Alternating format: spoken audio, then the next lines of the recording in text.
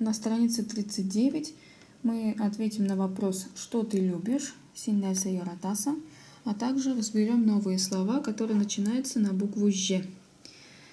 Ж. Жиль. Обратите внимание, это слово состоит из 3 букв, но читаем мы так, как будто бы есть мягкий знак в конце. Жиль – ветер, жир – песня, жир – земля, жей – лето, жилек – ягода.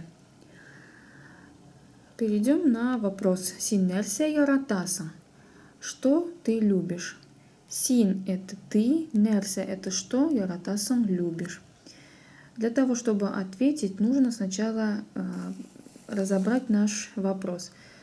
И с помощью вопроса у нас уже получится и ответ. Потому что обычно пол ответа содержится в нашем вопросе. Значит, син – это ты. Вместо него нужно поставить я. Значит, получится мин. Вместо слова нерсе нужно поставить название одного из этих продуктов. И яратасан нужно видоизменить. Давайте сначала посмотрим, как изменить. С помощью наших кубиков сначала разберем этот глагол. Глагол яратасан. Основа глагола ярат. Вот, это основа ярат. Далее а означает, что это настоящее время. То есть ты любишь сейчас. Ярата получится. И с означает, что ты любишь именно. Яратасан. Вот наши вопросы в разобранном виде.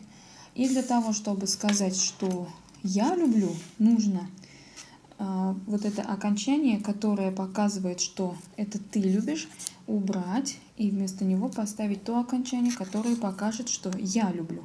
И получится яратам. Вот ярат, потом а, потом м. Яратам получится. Син нерсе, то есть уже получится ответ мин. Возьмем, допустим, апельсин. Яратам получится в ответе. И давайте дальше ответим. Син нерсе яратасан. Мин алма яратам.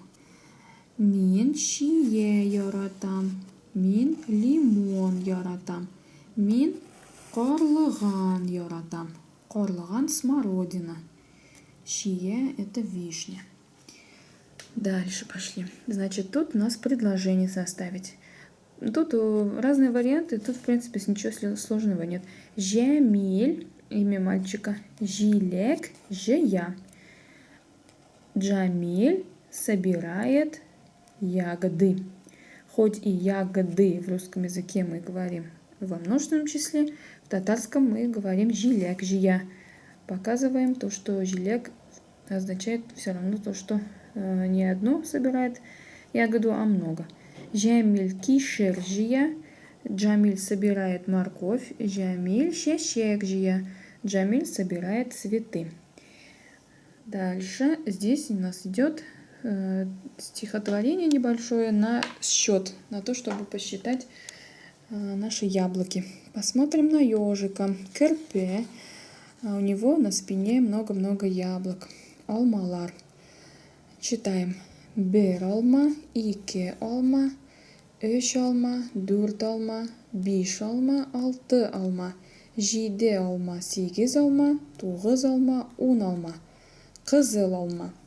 Перевод. 1 яблоко, 2 яблока, 3 яблока, 4 яблока, 5 яблок, 6 яблок, 7 яблок, 8 яблок, 9 яблок, 10 яблок, красное яблоко. Вот такой вот небольшой стишок, можно сказать.